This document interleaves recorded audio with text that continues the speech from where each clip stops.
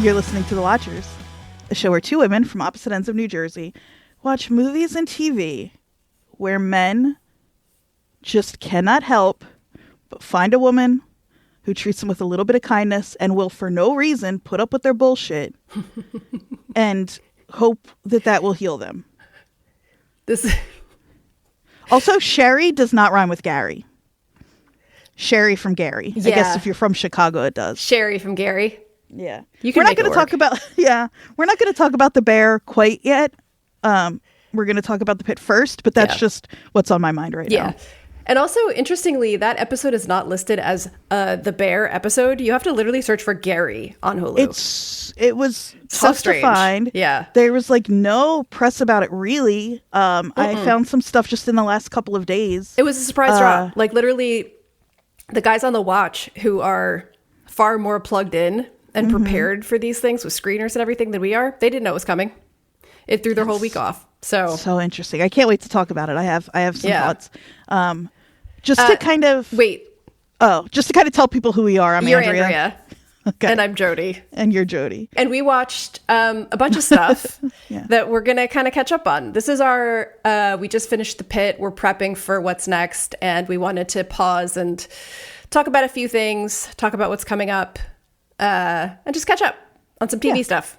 We haven't had a chance to do that in quite a while. Yeah. So I missed the pit. Well, we have some news for season 3.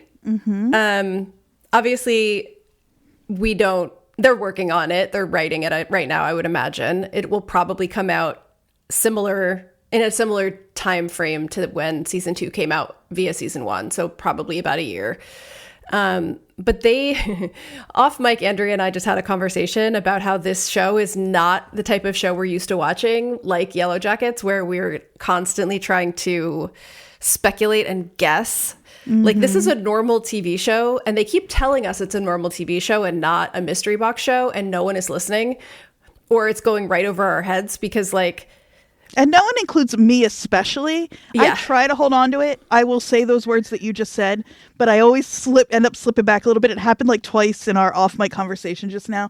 You have a better handle on it than I do, and I think I have a better handle on it than a lot of people, and my handle isn't even that great. So, well, and so where this came up for us was we were catching up on the news that has come out in the last week about season 3. There's been a couple interviews that have posted specifically with R. Scott Gemmell about their plans for season 3, and their candor and openness with talking about what's coming is not what we're used to from the types of shows we typically watch.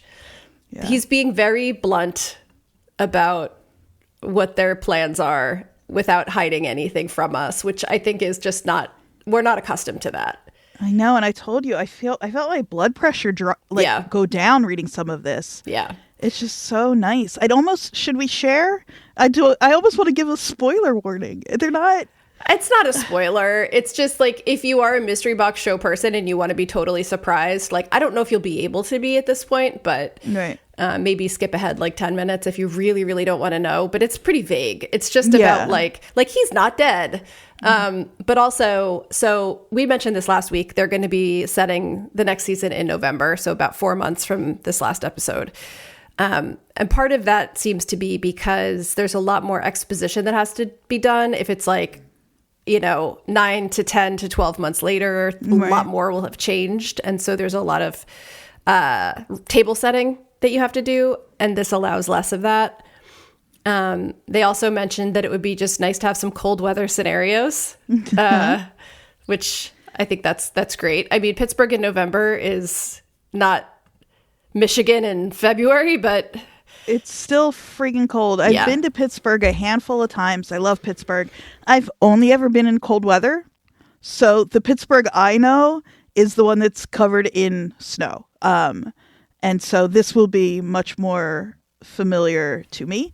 It's in that like Western East Coast band that tends to get heavier snow than where we are closer to the ocean. Other things that they quote unquote revealed, just talked about in the article. We had speculated about whether or not we were going to be starting on the night shift. It doesn't sound like that's the plan as of right now. It sounds like Ellis is moving to the day shift. Yeah, I think probably just to get Aisha Harris in there more. So I don't know how they're going to get Abbott back to us, but they'll figure it out. Yeah. Oh, maybe he's, I don't need to speculate. We're not going to speculate. But my thought is, if we know that what's her face, that Al Hashmi, what's her face? If we know that Al Hashmi has to be 6 months clear, whatever, blah, blah, blah. She also floated the idea of 2 attendings. Robbie is either not back yet or just coming back, depending on how that timeline floats. They could move him to day shift. Yeah, but then he'd have to find something with guns to do at night. That's right. He'd have to find a second job that encourages him to be in life-threatening situations in the evenings. Oh, Waffle House. Perfect. He could be Waffle House server. Perfect. Do they have them in Pittsburgh? I'm actually not sure. I don't know. Yeah, so that's a good point. Like, we may be down a day shift attending, and as much as Abbott is like night shift to his core, that could be a reason we see more of him. Right, yeah. Everyone else is coming back other than our beloved Mohan. Jodie, this is what I mean. There's a line in this interview that we're pulling a lot of this information from. I'll link to it in the show notes. Where Gemmel's just like, yeah, she's not working that day. Yeah. she's just off. Yeah. I know. They're not even like... So, I mean, but that's interesting because it means that she didn't leave the ED. Yeah. Right? That's probably that's the period on her sentence, I'm sure, because she's not, the actor's not coming back, but... and probably whatever time jump is next after the season will be far enough ahead that she'd be gone. Yeah, exactly.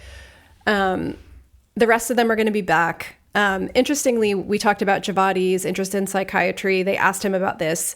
They said, and it sounds like, even though it was just a casual conversation, this is the direction that they're taking her, because it says Javadi decides to go into emergency psychiatry, which to me, that wasn't quite a decision, but yeah. And the question was, is that a path that will keep her embedded in the ED going forward? And he just says, yep. Great. So, yep. That'll do it. So that's a way to keep Javadi around, who's a very popular character. This I thought was interesting. As it says, neither Ogilvy nor Joy necessarily seem destined to return. Where does that leave Emma as you head into season 3? Emma is coming back. And he said, and we may see the other 2 briefly. Hard to say at this point. So... I love this. Yeah. Answers. You know? Imagine reading an article. Imagine it's Lost Sarah and an interview like this comes out between seasons. Yeah. Or Yellow Jackets. Like in season 3, or season 4, we're gonna start in New Jersey. The girls have just come back. Like Yeah. They're still dealing. It's kind of like re-entry from outer space and blah blah blah. And never. And Jackie's dead. What's the other one's name? Shauna. Oh, we gotta get back. I know. We have to go back. We have to go back. And Shauna's in prison. Like it's like they basically have. Yeah, it's wild. Yeah.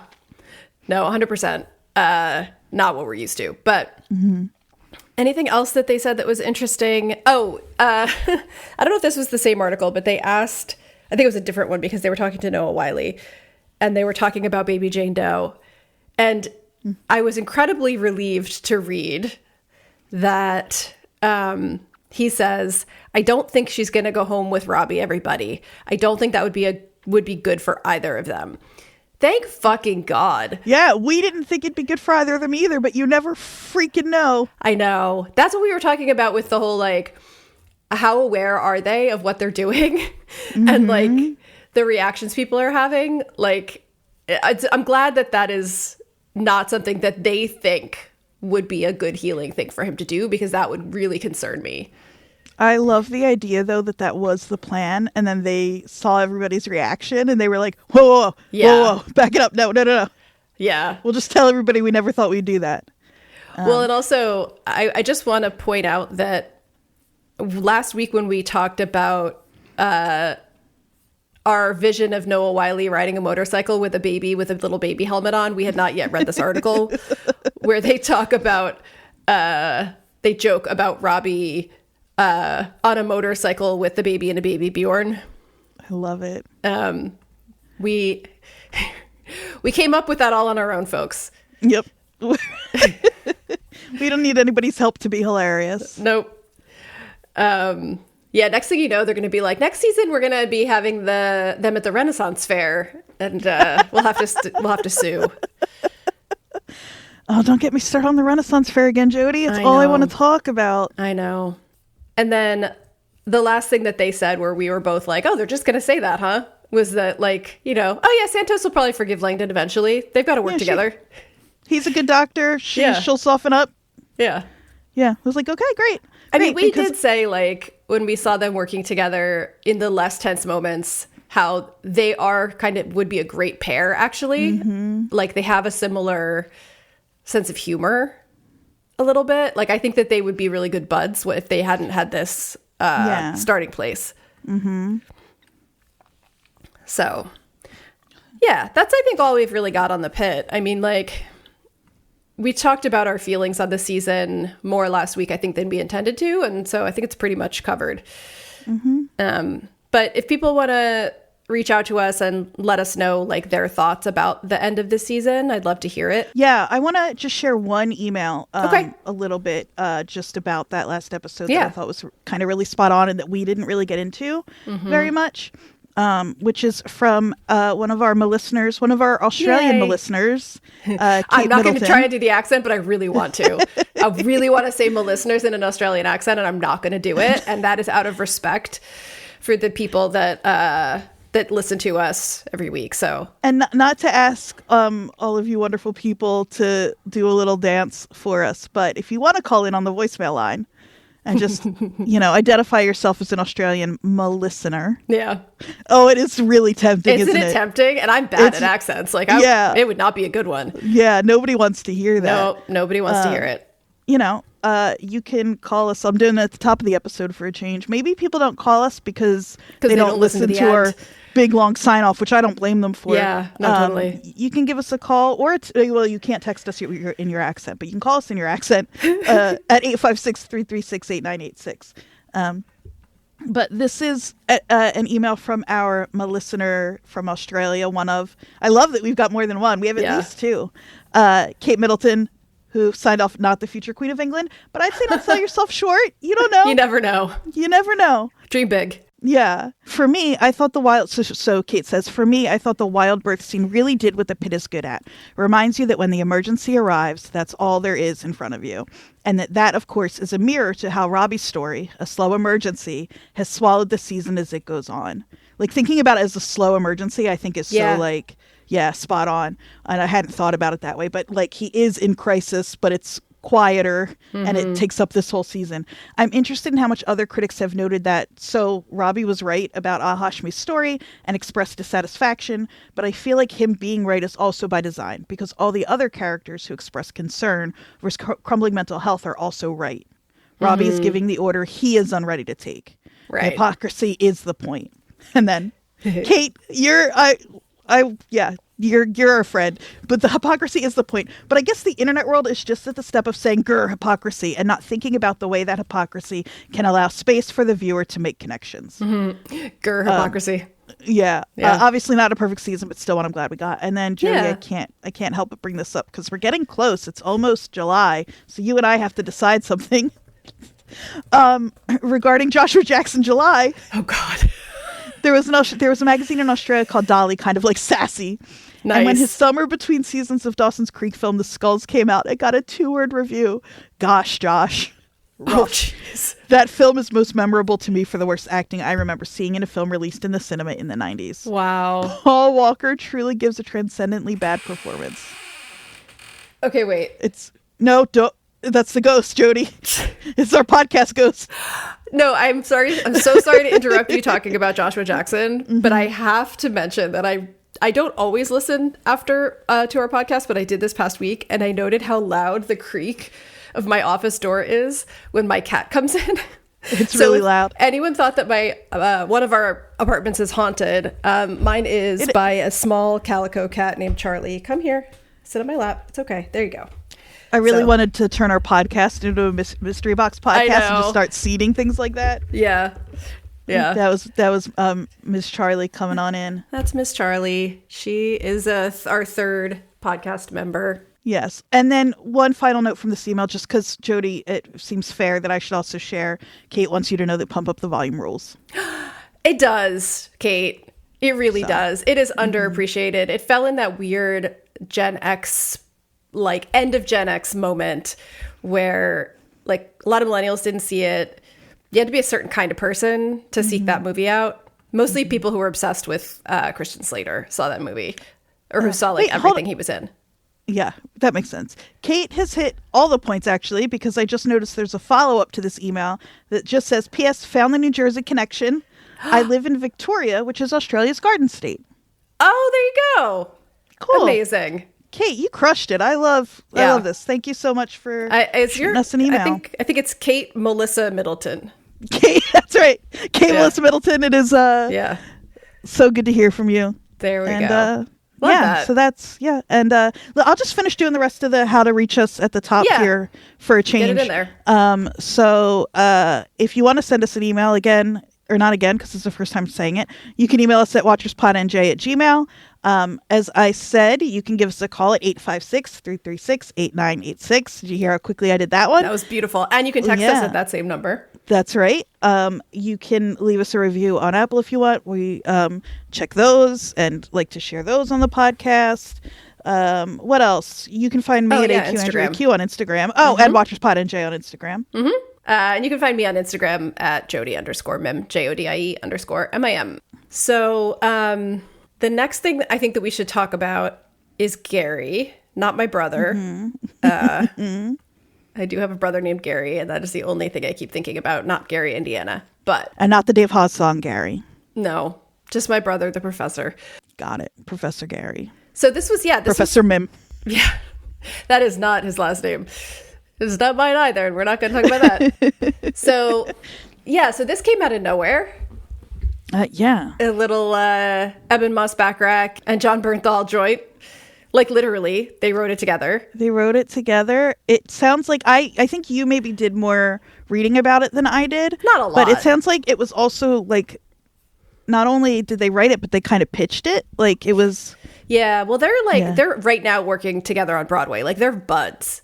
And they worked together a bunch before the Pitt, and apparently Eben Moss-Backrack had a lot to do with John Bernthal getting the role in the first place. So you can feel how close they are in this episode, for sure. In this movie. Yeah, it feels kind of like a 1 hour movie. It is, according to the truck display, it is January 11th, 2019. So yeah, this is post Fishes because Tiff was pregnant in Fishes. Super pregnant. And so this is after Carmy has left, after that fateful Thanksgiving dinner.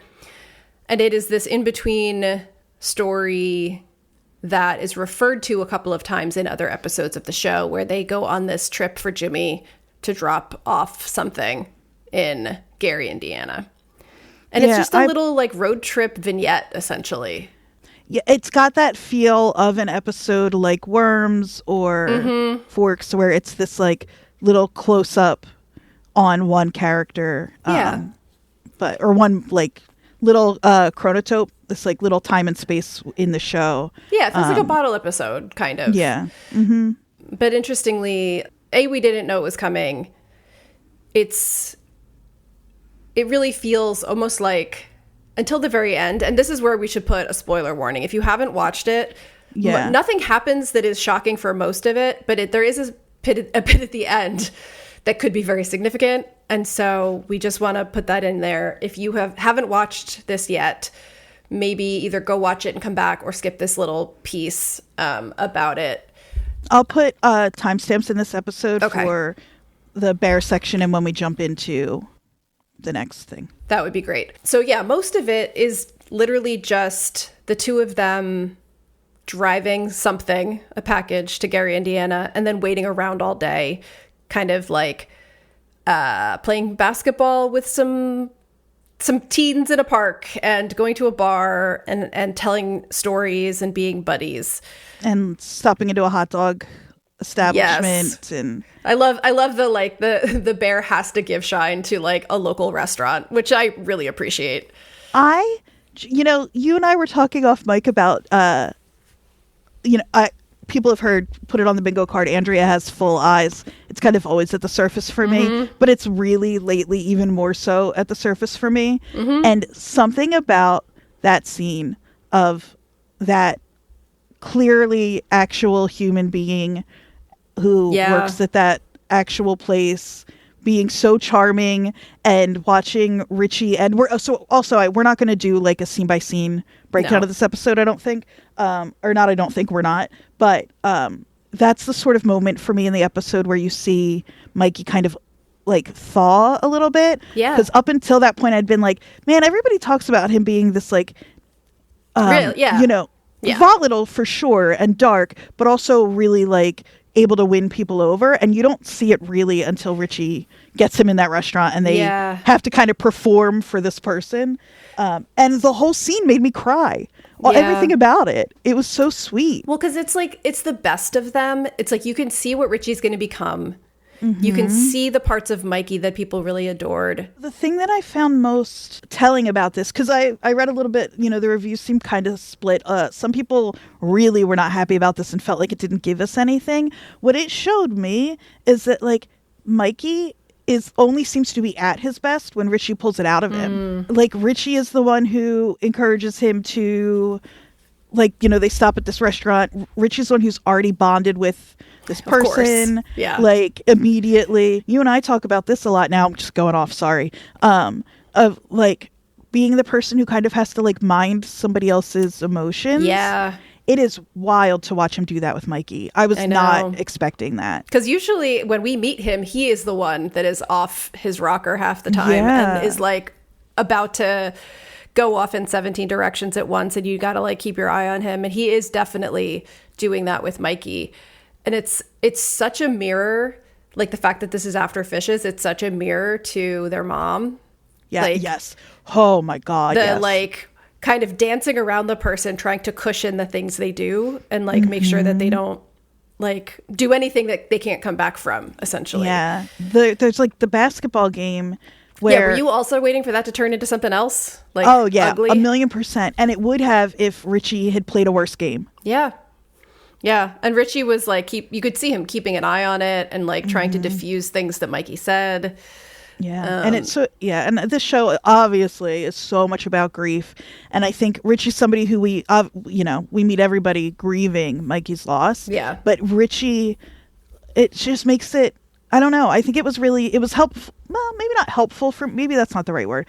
It really helped me kind of see the shape that Richie's grief is taking, because he's still Richie in this episode for sure. But he feels lighter in a way that he doesn't until maybe Forks. Well, because it's the beginning of something for him that we see him after it ends. Like his wife is about to have a baby, right? And that's the other thing too that I was really struck by is like Tiff still, even she loves him so much. Yeah. She's so... Yeah, you see how much he lost by just seeing that brief scene with the two of them where like... Yes. And we also see that like where that is going to wear thin, because like he is supposed to be back before 5:15 because of this superstition that she has, right? Right. And he's like, absolutely, 100%. He brings it up multiple times during the day, but of course things don't go as planned, and part of it is not his fault and part of it is. He goes into this bar, he starts to drink, he like isn't on top of what's happening with Mikey or with the package they're supposed to deliver, and they end up literally sitting and watching a train go by at 5:15. Yep. So there are at least two moments where they talk about this trip in seasons 3 and 4. Yeah. And so we know for a fact that this is just a superstition thing, because like in the Richie being the fuck up, that's the storyline we've got, and it's because Mikey's been telling him that his whole life. Even though Mikey's the fuck up, his phone died. Mikey's phone died. Yeah. And so anyway, point being, he doesn't miss the labor. He does miss 5:15. Yes. It is a broken promise, but it's not like she goes into labor while he is on this trip. They talk about the next day, like them going to eat some specific food to kind of induce her labor. Yeah, where were you guys when Tiff went into labor? The day before I was with your brother on this trip, and I know she was a little bit pissed at me. I made sure that I was around all day. Yeah. I know we've talked about this on the show because it's something I'm so kind of obsessed with, which is like how stories get told and shared, and when it's a story that somebody has told over and over again and you see the different people jump in, and it happens in this episode when they're playing that fact or fiction game and Richie's telling that story and you see Mikey looking at him with so much love in his eyes. He's got those big wet Noah Wyle eyes that are going to get him the best supporting. It's like Betty Davis eyes, but different. Yes, exactly. That's going to get him the best supporting nom for this. Now we have what we think really happened, or at the very least, if we're going by conversations we've had with Yellow Jackets, we at least have Richie's memory of what happened. Yeah. He's not telling the story to anybody. Right. He's remembering it. He's remembering it. So but the version that he tells in season 4 is this one time that me and Mikey, we took this road trip. We had to drop something off for Jimmy, and he doesn't say what it is, even though we do know what it is. And we were like cruising down the lake outside of town, fucking good tunes, which just knowing for like half an hour, it felt like, I don't know, perfect. Like that was as good as it gets. Me and my homie just fucking, on some trip for work, just fucking dialed. And I was like, fuck, that's what Carmen's life must be like. I thought that was kind of like how you felt. And then Carmi says like, no, it wasn't like that. And it goes on from there. But just that, like, it's also a little bit about, I think, what we do with people when they die. Yeah. Or like, this was not a good trip for Richie. There were good moments. Yeah, there were good moments. But definitely, like, he's looking back. When he's telling the story, like, when he's remembering it, it's one thing. When he's telling the story later on, he's just kind of, like, pushing aside and, like, the negative parts and highlighting just the few moments where he and Mikey, when he breaks through Mikey's mood that Mikey's in, like he tries to get him to go into the bar and it doesn't work. And he has to like, pull a very Richie move, send out a redhead with a story about him being a backup goalie for the Blackhawks. I just love two people who know each other so well. They have pulled that before. Yeah, definitely. He plays along because he knows he's an e-bug. Like, I love that stuff so much. Yeah. No, totally. I do think, though, that this brings us to the one complaint I have seen most frequently so far about this, which I could not help but notice. And, like, we can love things and still critique them, right? We are American citizens.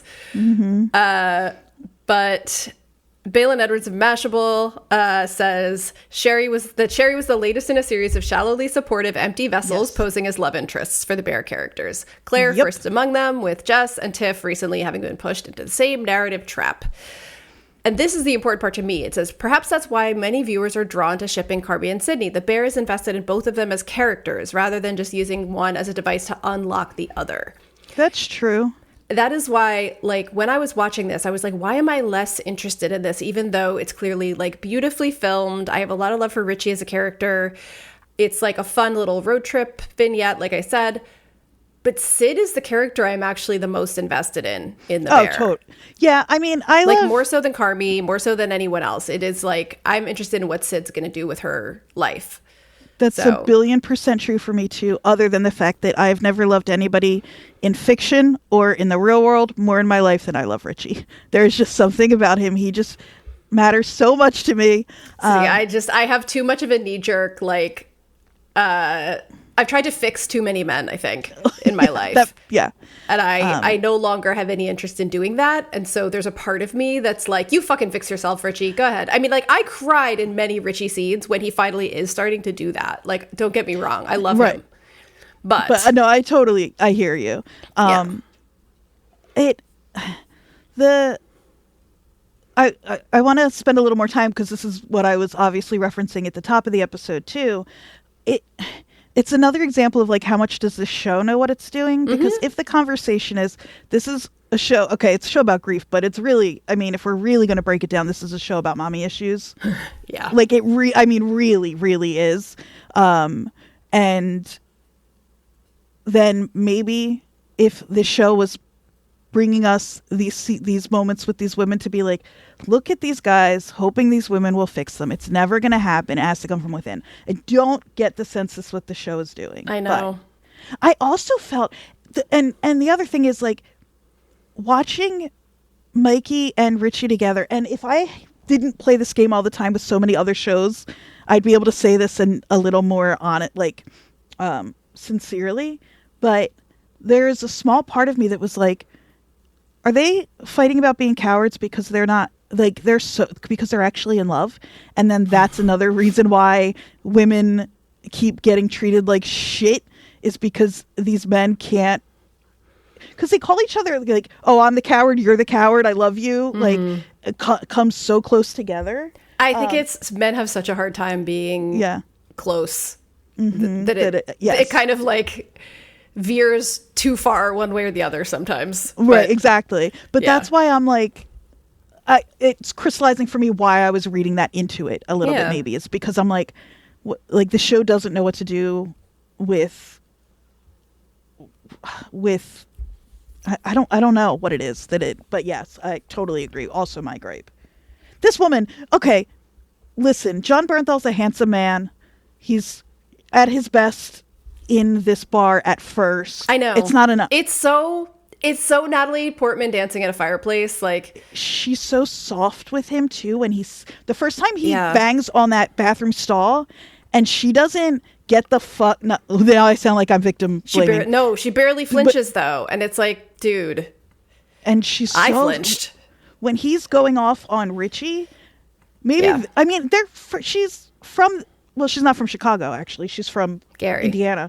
But, like, the Jersey in me would not have been trying to calm him down. I would have been like, you two both need to get out of this bar and go back to Chicago now. Like, this is not, it made me so mad. Yeah. I mean, there was something about that character, as thin as it was, that to me just spoke of, like, she doesn't have a lot going on. She spends a lot of time in that bar, and, like, this is the type of man that she is attracted to. But also, like, maybe she doesn't have to be. Like, maybe give her more to do. But anyway, I don't want to, like, concern troll about that forever, because I feel like it is what it is. We know what show we're watching, but... Yeah. Worst part, actually, for me, and then we can move on. Mm-hmm. How many times were the two of them going to put their hand on that fucking bar toilet seat? Oh my God. Constant. I couldn't. That's worse than sitting on the floor.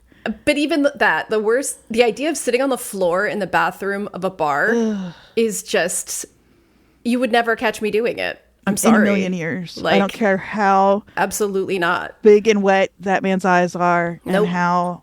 Go outside. Substantial that beard is. It's not happening. No, thank you. Anyway, let's just quickly talk about the ending, because that is possibly quite significant. At the very end, we realize that we are actually watching Richie in the present day, remembering this. He's in his current car, in like the Ford Taurus type car, sitting at a stop sign or a light or whatever. He's honked at to be brought out of this reverie. He starts to go into this four-way intersection, and he is T-boned by an oncoming van truck situation. My car bona fides are really struggling by the fact that I just described it that way. But anyway, he is T-boned, and that is the end of it. And so this is, as we know, supposed to be taking place prior to the next season in the timeline. So we also know is the final season. Yes. And so we don't know what that means for Richie. In this interview that I found with Eben, he says, the question was, so how worried should we be headed into season 5, which, by the way, is coming out on June 25th. 5th, yep. He says, I mean, all I can really say is I think you should always be worried for Richie. I think he's a volatile individual who's often guilty of making poor choices, and that's it. I'll leave it there. So that's not encouraging. No, and it's funny. I don't, it's their final season, so they can kind of do whatever they want. Mm-hmm. I don't think we're going to lose Richie in this episode. I think that would be crazy to not have him in season 5. It also, like, it just narratively would suck. But I could see the sidelining him. There was also a second before the car hit him where they cut to him looking at the passenger seat, but you don't see what's in it. And to me, I was like, is he imagining I thought it was just empty. It's cut.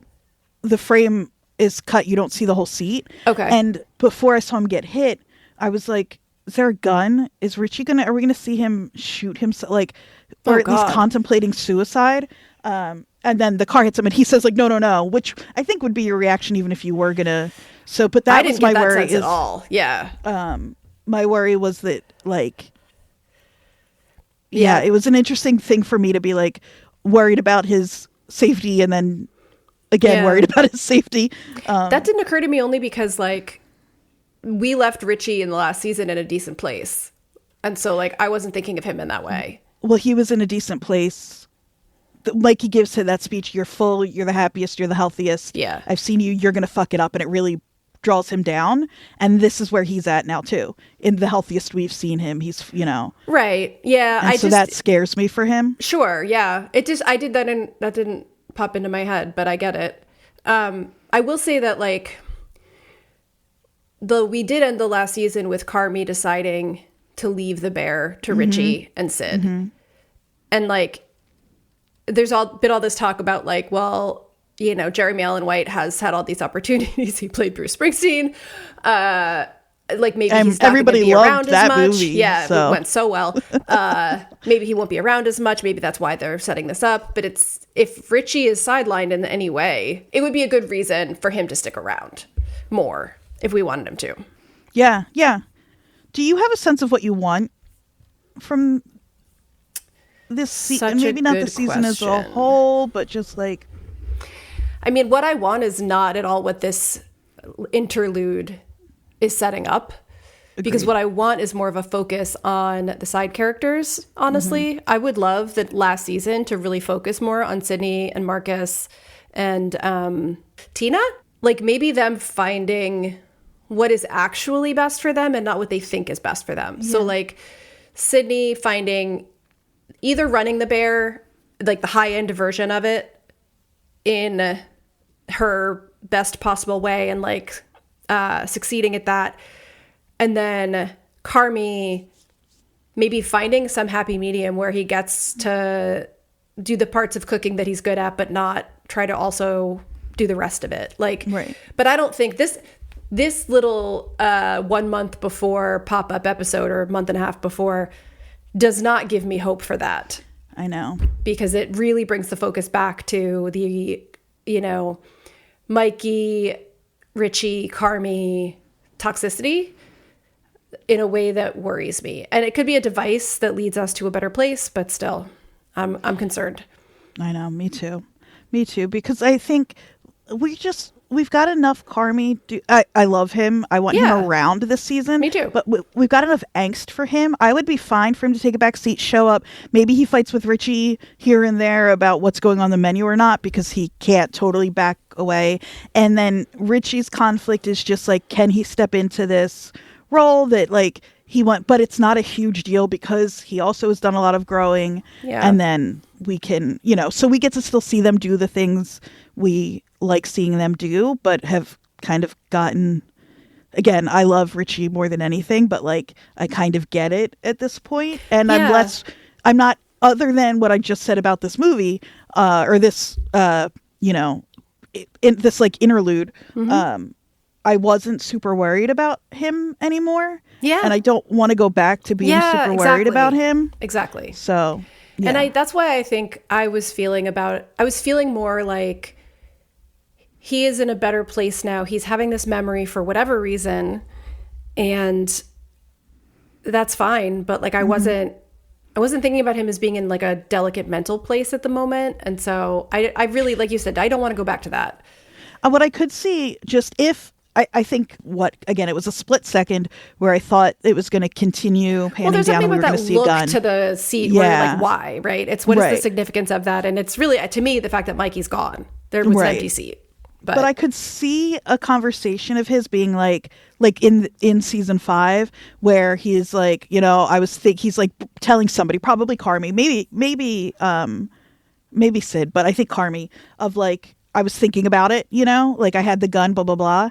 And then right before that car hit, I realized that's not what I wanted to happen. I could see them setting if I had been right, that's how I could have seen. If they did it, here's how. Right. But yeah, I don't think that's the case. Yeah. And I just don't want to watch him struggle anymore. No, because if it is, to me, it's kind of discounting everything that we just saw in the last season of him getting better. And we already saw what felt like the worst day for him is Mikey telling him he's going to fuck up being a father. Right. So like... Yeah. Well, we're going to find out soon. Yes. June 25th. Yeah, very soon. It will be back for its final season. Thank God for these coming back every year shows. I know. Yeah. So we were going to talk about like kind of what else we're watching, but I also want to make sure we get to talk about the thing that we're going to talk about next. Yeah. Let me just, before we get there, just quickly say, Huck season 5 is out. It's as good as it's been. I know you haven't watched it, but like the 5th season of something, you're kind of like, all right, whatever, it's wrapping up. They're doing some really fun things with the characters that I already love this season. This last episode was a real killer, let's just say. Episode 7, I watched it last night, and the queers are going crazy for it. That's all I'll say. I'm going to have to watch Hacks. I've been telling you. I mean, like, it's a light show. It's not like there are moments in it that are emotional and kind of heavy, but it keeps you at a certain level, like above, the despair of some of the other things we've watched. And I just I could not love Jean Smart more. I'm obsessed with her. She's I think at great. This age in my life, I'm just looking for older women who are just killing it and still doing the thing that they love to do and being really smutty and fart. Yes, fart. I'm so tired. Smutty. That rules. We're leaving it in. No, I'm so tired, Andrea. I don't know. My brain isn't working anymore. Smart and funny. Oh my God. But yeah, I just love seeing an older woman really killing it still, and not in a way that oh, it's so cute that she's doing it, but no, she's a badass. And of course she is a badass. She was great in Mare of Easttown.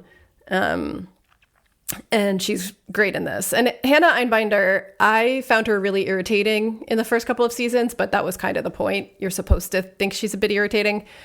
The more the series goes on, the more I really like her character. She still has some of the same flaws she always had, but they've let her grow in a nice way. And what else? I'm watching Taskmaster, obviously. Right, of course. Have you been watching this season yet? I'm behind. Yeah. I mean, I have been watching, but I'm behind. I have a new vocal tick, which is just Greg Davis going, baby boy, baby boy.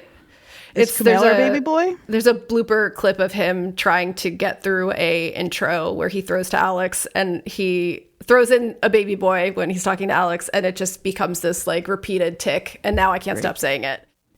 And I have a little list of things. I don't want to go into any of them in great detail, but just in case people are looking for stuff. I would love to know too, because I think this sounds like a joke. I think I'm going to start scheduling TV time that isn't for a podcast.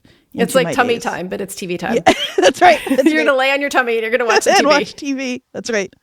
I mean, Top Chef, I've always watched Top Chef. I'm watching it again. It's fine. I didn't watch season 1 or 2 of Euphoria, but the guys on the watch are doing it. And Andy also didn't watch season 1 or 2, but Chris is really obsessed with it. And so he jumped in at season 3.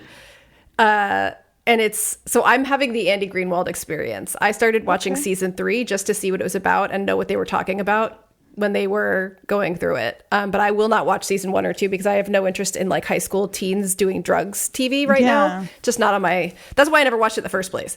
It just doesn't feel like my time frame, but it's interesting. It's more interesting from a filmic perspective, I think, in the way that was not expecting you to say that at all. Well, so Sam Levinson has a very, very, very specific way of shooting and filming and interests and things. And so that's kind of what I'm watching for, is the color palette and the sort of genres he's hinting at and the references he's making. It's interesting in that way. But I'm not the person to talk about Euphoria. I just thought I'd mention that. Yeah. I also noticed that From is back, and you could not tape my eyes open to watch that. I can't do it. I can't do it. Luckily, I don't have AMC, whatever you need for it anymore, and I would have to pay for it. So it's not going to tempt me.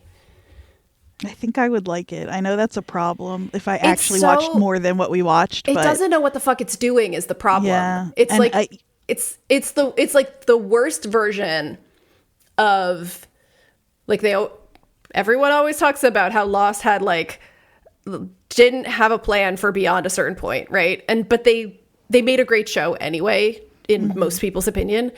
This is the bad version of that. They just keep like throwing things out there and be like, what if this thing is happening? Oh my God, let's break this idea that we just had and do a different idea. And it's like, shut the fuck up. Like, it made me really mad. So funny. I love when you get on your from tears. I just can't. I don't know. I'm so mad about it because I feel like that actor, Harold Perrineau, he deserves better than to just be like visually tortured for 4 or 5 seasons. Yeah. I just want to see him in something else. I'm curious to see what he'll do. Is this show wrapping up too? It has to be their last season. Okay. I'm curious to see where he'll go next. Because he's great. I really love him. And we know he can do... I know that he can do lighter. Just imagine him yelling his child's name over and over again. Like that one stereotypical scene from Lost, but make a whole show out of it and give it 5 seasons. I can't handle it. I just want him, get him in a good slapstick, something real silly and light. Let him be like, dancing around, being happy. Yeah. Speaking of being happy, that's my transition. Oh, I want to ask one question about a show. Have you watched Big Mistakes? I haven't, but it keeps showing up on my recommended list. If any of our listeners are watching Big Mistakes, please tell me if I need to watch it. Yeah. Apparently it's set in Jersey. You're the one that let me know that. I had no idea. Somebody else told me. So if I'm wrong. Dan Levy's not a Jersey guy. So I was not expecting that. Oh, it was principal photography began in New Jersey in 2025. At the very least, it was shot here. I know that, or here, there. Oh, that hurts. I know that the film industry is like putting roots down in Jersey pretty heavily lately. And it would make sense if, if shooting in Jersey, it's just easier to set things in Jersey. Yeah. Or if maybe it's not set anywhere in particular. Have you read the logline? No. The series is about 2 directionless siblings, Nikki and Morgan, who get blackmailed into the world of organized crime. Oh, so it's set in Jersey. It's set in Jersey. Okay. So I guess we need to watch it. Yeah. I'm gonna check it out. Check it out. I'll try to as well. If any of our listeners have watched it already, let us know. I love Dan Levy. Yeah, it sounds like it's a little bit slapsticky. Laurie Metcalf is in it. She's great. Who's great. Yeah. So we'll check it out. The show art is really fun. I like the show art. All right. So let's talk about the thing that is currently making me happy. That I got to share with you. So happy. I keep getting more and more happy the more I discover about this. Yeah. The show there were like, it's that I'm not as online lately. But there were little murmurs about the show that popped up. And I didn't know anything about it except that the name sounded cool. Yeah. I kept hearing Stephen King was like, so I was like, oh, is there some new Stephen King show I don't know about? Yeah. And that people really liked whatever this was. That's all I knew. And then you really hipped me to it. So I'll let you take over. And once again, I have to give credit to our Philly brethren for this one. Chris was extremely excited about it. Chris Ryan at The Watch. And I was skeptical only because, as we've talked about to death, I'm not naturally drawn to horror. I'm not naturally drawn to horror TV and movies. There has to be some other hook that'll get me in the door. And with Yellow Jackets, it was Jersey, it was the 90s, it was the queer storylines, it was all that. For this, as we've also talked about endlessly, I was a huge Stephen King head. And The Widow's Bay, which is the show we are talking about, we have not said it yet. The Widow's Bay logo, the font, is the most Stephen King-ass font I've ever seen. Yeah. I was like... It looks like the cover of a Stephen King novel. It looks like the cover of a Stephen King novel, absolutely. It also gave me like Rosemary's Baby vibes a little bit, but it's definitely that so Stephen King. And the thing I didn't know when I recommended it to you, which is shocking, I did no research. I watched the first 2 episodes that were posted and was like, oh, hey, it's not even an hour long, even better. It's like 40 minutes. Wonderful. And it doesn't claim to be an hour long. No. Like some other shows. And it stars Matthew Rhys, who is delightful. He's great. He's so good. And he is a really great comic actor that recently has been in like less comic parts. So it's nice for him he was in that really weird Claire Danes murder thing that was like a limited series recently. I don't remember what it's called. I watched it. I wish I hadn't. I don't remember what it's called either, but I know he was like the about. Evil guy in it. But he is so silly and delightful and goofy. So we should just kind of, for our listeners who haven't watched it yet, this is our pitch, because we are going to be talking about this in detail. We're going to be covering this show while it is airing. It's week to week now. Episode 3 aired this past week. So we'll be starting with coverage for episode 4. I think it's set for 10 episodes. So yeah, it is. This will be our next 7 weeks or whatever. I don't know how to count. Yeah. And we'll kind of next week, we'll cover mainly episode 4, but anything that has come up prior to that we really want to highlight, we might throw in there as well. Yeah. So as I say, and have never been wrong about, episode won't be any longer than the episode There's no we're covering. fucking way we'll ever be able to pull off less than 40 minutes. Except for next week, because we're going to want to, probably set you guys up a little bit for season 4. Though, I mean, these episodes are candy. Put the show on, watch these 3 episodes in time for season 4. Well, and interestingly, this show is almost like a farce of a mystery box show, because there are mysteries, but they keep throwing new mysteries in, and you're kind of feeling like, well, it's more of it's got why don't you give the pitch for the premise? The premise is a skeptical mayor of a New England town, which is actually an island, refuses to bow to the superstitions of the residents who claim that the place is cursed. So Matthew Rhys plays the mayor of this island that is reminiscent of if Nantucket had no tourism, right? If Nantucket was not rich, that kind of vibe. It's a little bit Block Island without the wealth as well. It's a little bit Bar Harbor. Bahaba. So it's very New England to a point. We'll get to that. And it's this cast of wild Twin Peaks-ish characters in the town that he's surrounded by, one of whom his main foil is Wick, who's played by the delightful Stephen Root. In the best he has ever been. He's amazing. He is hold on, real quick. Yeah. I know you're still getting through the premise, and I'm the one who asked you to give it. Yes. Every actor in the show is making the exact right choice at every moment. It is they're perfect. Real. Yeah. How good everybody is. Stephen Root, in particular, as the initially unhinged seeming local kook who believes that the island is waking up because there has been an earthquake. It's one of those places that it's so old New England that the historical society lady talks about the Salem witch trials where they did really well because they burned them all. She says, great source, the Salem witch trials, great source of pride. We caught them, we burned them. Yeah, exactly. It is. So we'll get into the people involved in the behind the scenes, because it does explain why it is the tone that it is, because it's very quippy. It's very joke dense, I would say. It's very joke dense. It is horror comedy at its heavier on the comedy than some of the other horror comedies we've talked about. And so I think that's a pretty good covering the ideas behind it. But I think my pitch is it's Twin Peaks meets Parks and Rec meets... Oh, perfect. Wow. With a little bit of X-Files vibes in the fact that... Or even Buffy vibes. It's got Buffy vibes. I was going to say Buffy vibes. Yeah, not X-Files. It's got Buffy vibes because it's the place is fucked up. It's on it. Yeah. My first thought was it's not my first thought, because between episode 1 and 2, I wasn't sure. It's it feels like we're going to meet a lot of different kinds of... Yes. Mystery, like you were saying. Exactly. Creatures, stories, ideas. The first episode, the sort of supernatural piece that we're trying to just figure out is the fog. But it's not, the whole season is not about the fog, right? No. So they're a little bit on a hellmouth, which is what you're going to talk about next, Jodie. When I learned what you're about to talk about next, I was like, why move it? But of course you have to move it because this is how you get the Hellmouth, because you need them to be kind of isolated for this to work. But I think, so I think you were saying X-Files vibes, I think because of that, because it feels like we're learning about this island as a whole.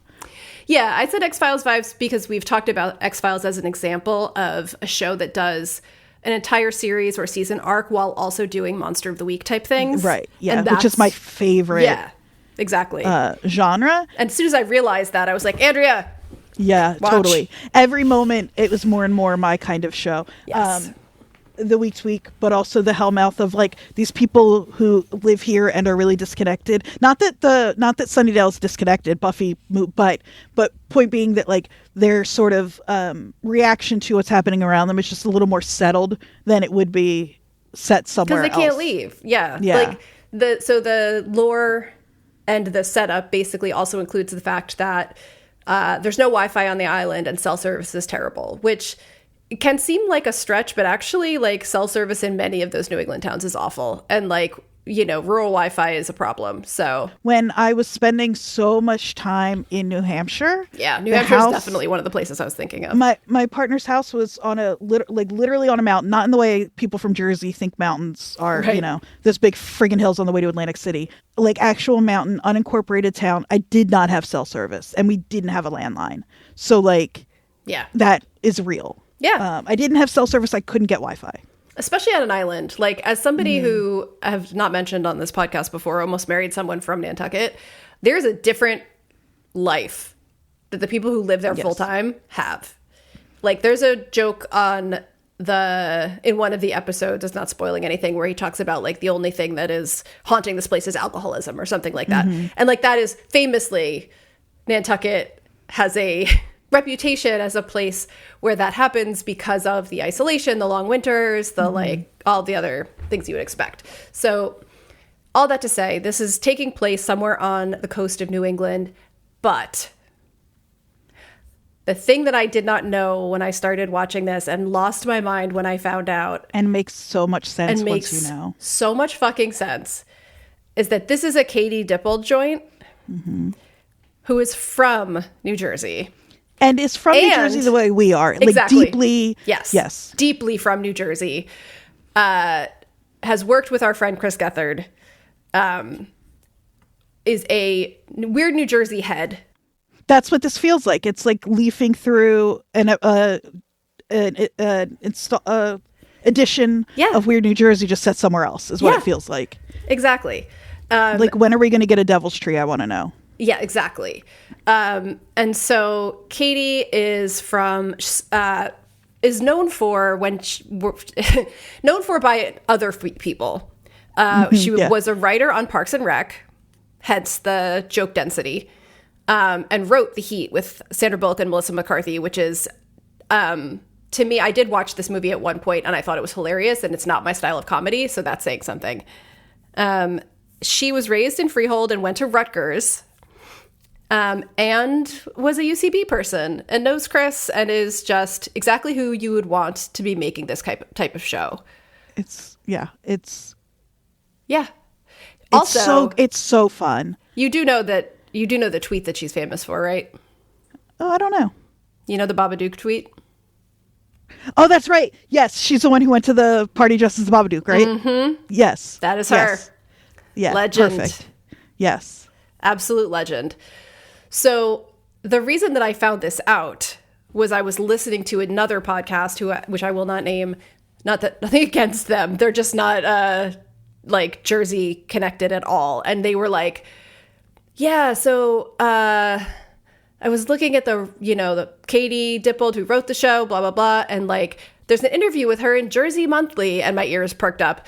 And they were like, yeah, and she references, have you heard of this thing called Weird New Jersey? And I was like, motherfucker, we have to cover this show because these people cannot talk about this like we can. So no, we're so, man, are we perfectly, fuck you. we are so perfectly qualified to cover this show. So we'll do a quick catch up for those first 3 episodes. We will start with episode 4. Yeah. I'm so excited. It's everything I want in a show. I just I was having such a good time. Like, it reminded me of a little bit, it's not the same because of the joke density. Like, I loved Parks and Rec. We've talked about our love for Community. The secret sauce is if you can combine that sense of humor with a specific interest, like our obsession with like New Jersey haunted lore. Yes. Yeah. Like, there's a moment where Wick says, "It's a haunt," where I was like, yes, it's a haunt. I got so excited. Like, there's so many little so I mean, we got to be very careful covering this, that we don't just like spend the whole time just quoting it, because there's so many good lines. What I am going to task you with, Jodie, though, I'm going to rewatch 1, 2, and 3, I think, is pulling maybe your favorite line from each episode, or your favorite gag, maybe. I got a favorite line from the first one I can mention right now because I wrote it down. What is it? So, because this takes place in like a coastal New England town, obviously not everyone's going to be able to do a New England accent, nor should they. We talked about this with our interview with Ashley Lyle about the Jersey accent, but they've got some real folks in there, or some people that really have it, because there's like normal people talking voices, whatever. Matthew Rhys is not American. Normal people talking whatever, voices. You know what I mean. And then in the background, it's when in the first episode where the boat comes in early. And he's like talking to the boatmaster, shipmaster, whoever, the person that he's mad at about. And the guy goes, "Don't shit your diaper." And I'm like, great. It stands out so much when not everyone is doing the accent.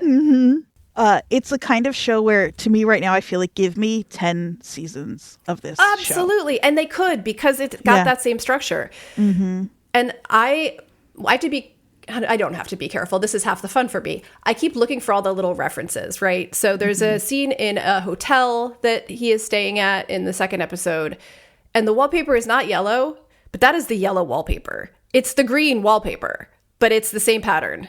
And so I think like there's just so many of those fun references. I think the real fun for us is probably going to be like what's inspired by Jersey legends, like what is a direct Weird New Jersey lift. In a honoring way, not of course. Yeah, of course. So Katie Dippold, come on this podcast. Katie Dippold, please come on our podcast. She is right in between the two of us, age-wise and geographically. And, you know, we need to talk to her. We believe in Central Jersey. We believe in Central Jersey, and we always have. And we always will. We've never said anything else. Never said anything else. Absolutely not. So everybody get on board. We're on board. We're in the hotel playing the game Teeth. We're there.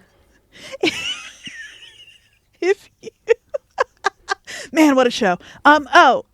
Two more. Like especially if you started listening to us because of like our Yellow Jackets coverage. This is such a vibe. Yeah. Yeah. It's it's much lighter, but you will get in there. You will feel it. Also, I don't know if it's as big of a joy surprise for everybody else as it was for me. Should I mention who else is in this show? Oh, yeah, go ahead. Sweet, beautiful Jeff Hiller. Yes. Who I can't look at without crying. I know. He doesn't have much to do yet, but the fact that he's there gives me so much hope. He's playing a very great Jeff Hiller role. Yeah. And the first time you see him, it's so quick that it really was like whatever the opposite of a jump scare is, where I was so excited. I know. And I did not warn you, and that's on me. The other thing that was very exciting for me that gave me a bit of a jump scare was the mention of the old hospital. Yes. If we go to this old hospital, I may die of happiness. Yes. Because for those who are not from Jersey, I cannot express to you how much, if you did not listen to our episode with Ashley Lyle, abandoned mental hospitals are part of the growing up in New Jersey experience. Mm-hmm. Oh, and the last thing I want to say, I know we got to move on because I think we both have shit to do. And we're both going to end up saying all of this again next week, but that's fine. But speaking of the overview, 3 of the episodes of this 10-episode season are directed by... Oh, yes. Hiro Murai of Station Fucking 11, one of the best shows we've ever watched. The other directors are Andrew DeYoung, Samuel Donovan, and Ty West. But when I saw Hiro Murai, great. Oh my God, it looks incredible. It looks so good. Yeah, exactly. Dale Dickey is playing one of the characters who was in League of Their Own as Beverly, the TV show that we both loved. There's just so many good character actors in this. It's just delightful. I'm so excited. I really am. Like, obviously I was so excited to talk about the Pitt week to week, and I would do it every week of my life if that show ran eternally. But I'm just so excited to get into something fun and silly and weird and Jersey, like, it's perfect. It's perfect for summer. Like, you know, I cannot think of something that would speak more directly to my experience and yours of being a Jersey person. But I am now, as we have probably said, based in New England. You spent a lot of time up here, living up here, spending time up here. Like, it's just such a my partners either end up there or hail from there for some weird reason. Yeah. Well, and I would argue when I moved to the state that I currently live in, I have said over and over again, I felt very comfortable here because it is a version of New Jersey. This is like extreme North Jersey to me. Certain towns in Rhode Island, Cranston is Jersey. Like, my old boss is from Cranston. He sounds like everyone I grew up with. He knows, like, what Zeppela are. Like, it's just, there's just a real kinship. And a lot of people that grew up where we did, like, have come up to New England for vacations. Like, it's the organized crime, I think. That too. Is what you're sensing that we have in common. Yeah, there's a whole podcast about the Providence crime syndicate. Yeah, it's really good. It is good. So, yeah, we are going to kind of cut it off there because, again, I could go tit for tit with you all day, Andrea, but we got to go. Perfect. That's the show. If Jodie saying tit for tit just made you laugh, you're going to love Widow's Bay. Yeah. Also, perfect timing, just real quick, and then we'll really let people go. Obviously, we're going to cover The Bear. I don't know what that's going to look like. Each season, we kind of do it a little differently. We'll talk about it. Yeah. Finale for this, June 17th. Bear premieres June 25th. Yeah. So that's pretty perfect. So we often keep it a surprise, but I'm going to take a page out of the Pitt's book and tell you what's coming up next. Yeah. Is Widow's Bay. Yep. And then The Bear. Yeah. Yeah. And Silo will be in early July. We'll probably touch on that. The Bear is an all-at-once drop, which I still think is a mistake, but it is. So we'll sort out how that's going to work later on. But for the next 7 weeks or so, come hang out with us on an island with no Wi-Fi and have a haunt. Yeah. Well, and what can you if you were going to give somebody directions to Widow's Bay, what might you tell them to do? If I didn't want them to get there? Yeah, sure. If I wanted them to get lost, I would tell them to bang themselves in the head, get in the car and go to New Jersey.